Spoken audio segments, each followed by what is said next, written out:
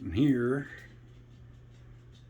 is my new bike room. It's not exactly cool in here, but it's a lot cooler than it is outside right now. It's like it has been the last few days. It's breaking triple digits. I think it's 102 degrees out now, and that's why I'm not sitting in the sun using that for light.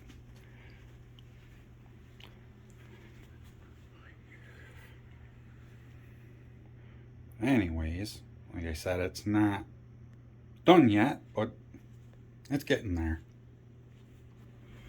Alright, the first thing we gotta do after we get our gloves on, or actually, we don't need to put our gloves on until we're putting the stuff back together.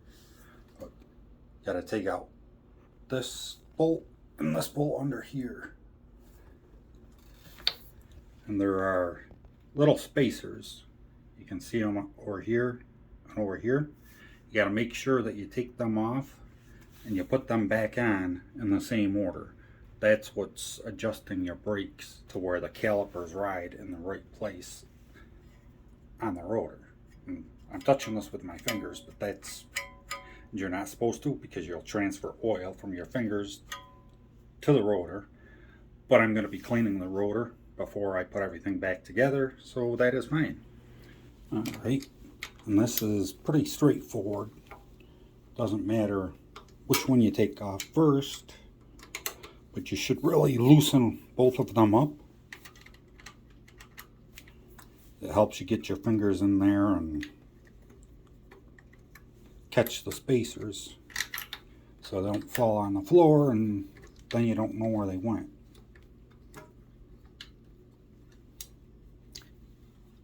And I'm sorry if you can't see at times, but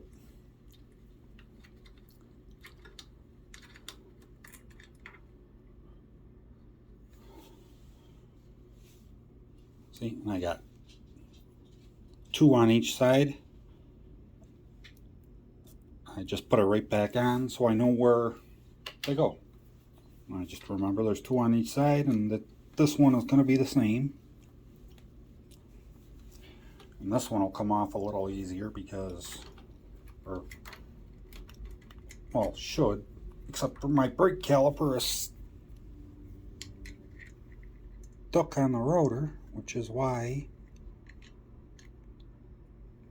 I'm doing this.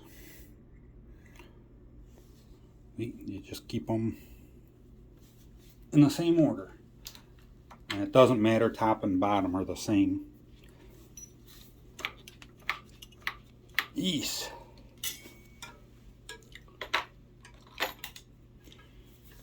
Right. Hopefully you can see this. You take a pry tool when you have the old pads in. I don't know if you can see it. That little silver thing in there, that's your piston. Actually, on these, it's more of a little piston ring. But while you have your old pads in there, get a pry tool in and push that piston back in.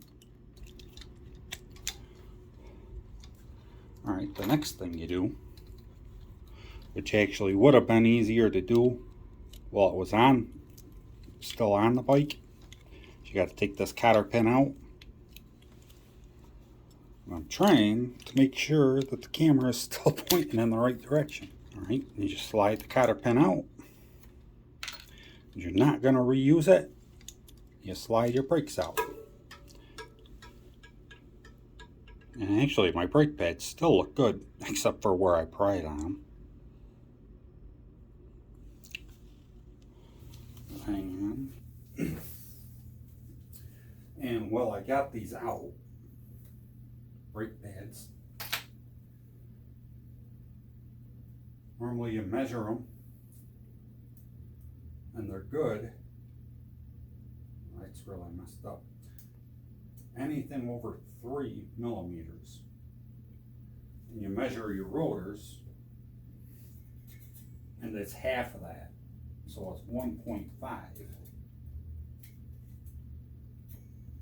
See, and both of mine measure good, except for my brake pad wear. Again, it's so uneven that they're garbage. Some of it's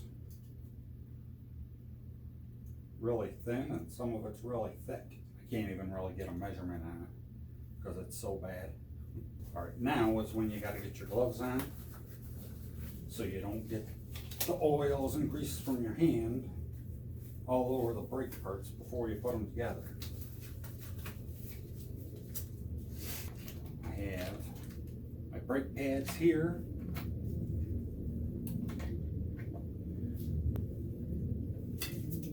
And brake parts cleaner. What you do first off, spray a little bit on a rag. And this doesn't have to be soaking wet.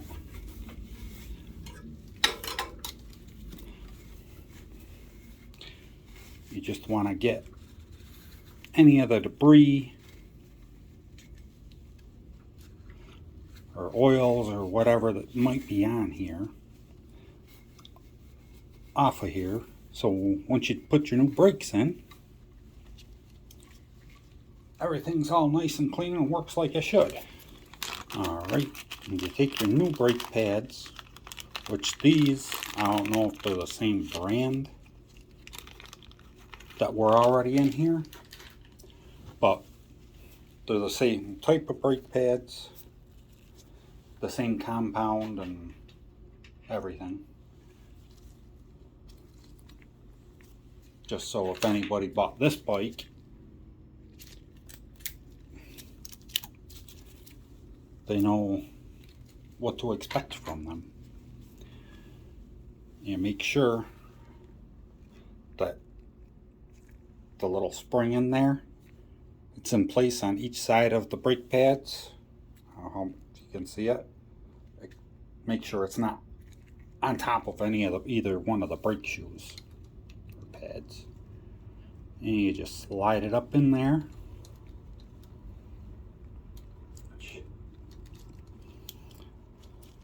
Line the holes up. Slide your new cotter pin back in.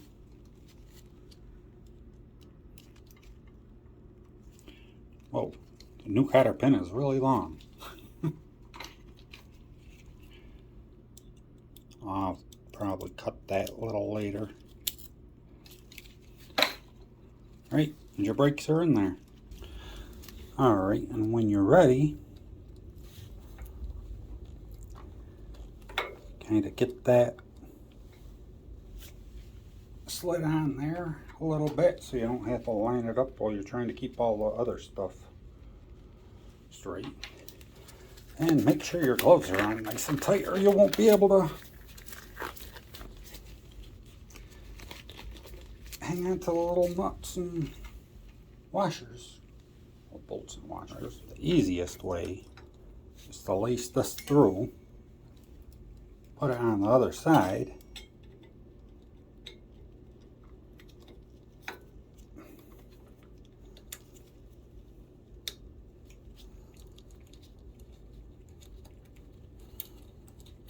don't put it too tight.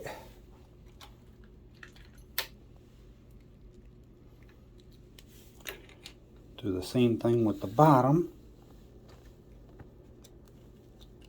So you don't tighten the top up.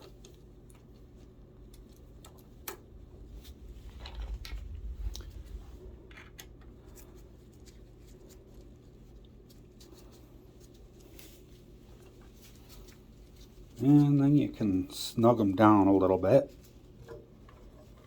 Oh, that's so much better.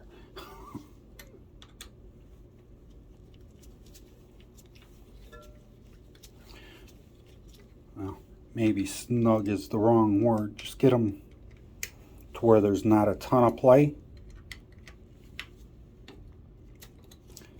So it still moves around. Then you can squeeze your brake just a little bit.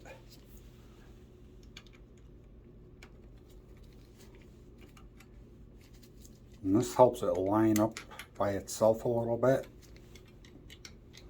which my brakes were so bad I'm surprised. Geesh. I would be surprised if my front rotor isn't bent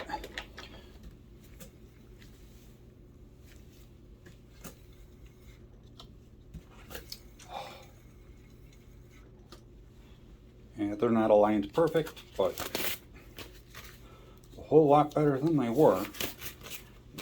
Like I said, I'm surprised this isn't bent. That's how you change your brake pads on the Philo H8, and really just about any bike that has the hydraulic brakes. Alright, and that's how you change the brake pads on the Philo H8. I'm going to go ahead and do my back brakes now, but you can see why I didn't use my back brakes to make the video. There's just too much stuff in the way, mainly the rack and the bar for the fender. So thanks for watching Mr. C's e-bike. Remember to subscribe, like, leave me a comment. Come back for more videos on the Philo H8. I'm still planning on getting another bike, and I'm going to leave a link for the stand that I'm using that was given to me maybe a week ago. I'm already getting use out of it, and it's working out awesome for me. The link's down below, so check it out.